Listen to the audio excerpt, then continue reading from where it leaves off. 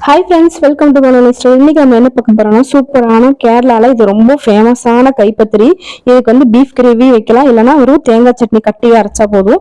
இதுக்கு வந்து 1 கப் மைதா மாவு, அதே கப்ல 1 கப் அரிசி மாவு, 1 டேபிள் ஸ்பூன் ஜீரகம், 1 டேபிள் ஸ்பூன் உப்பு நல்லா மிக்ஸ் பண்ணதுக்கு அப்புறமா நல்லா மிக்ஸ் பண்ணி விட்டுருங்க. அப்ப வந்து நல்லா கொதிக்கிற தண்ணி வச்சிருக்கேன். நல்லா வந்து ஒரு பத்திரிக்கை எப்படி வாட்டுவீங்களோ அந்த மாதிரி வாட்டி எடுத்துருங்க.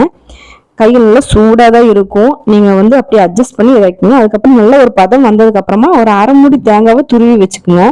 ஒரு தட்டை எடுத்து திருப்பி போட்டு தேங்காய் எண்ணெய் ஊற்றி இந்த மாதிரி பெரிய உருண்டையா போட்டு நல்லா கையிலேயே அமுத்தி அமுத்தி விட்டுருங்க. நீங்க ஒரு அழகான ஷேப்ல வரணும்னா ஒரு அச்சு மாதிரி வச்சுக்கோங்க. அப்புறமா நல்லா சூடான எண்ணெயில போட்டு வைங்க. ரொம்ப நெய்ஸா பருத்தக்கூடாது, ரொம்ப திக்காவும் இருக்கக்கூடாது, ஓரளவுக்கு இருக்கணும்.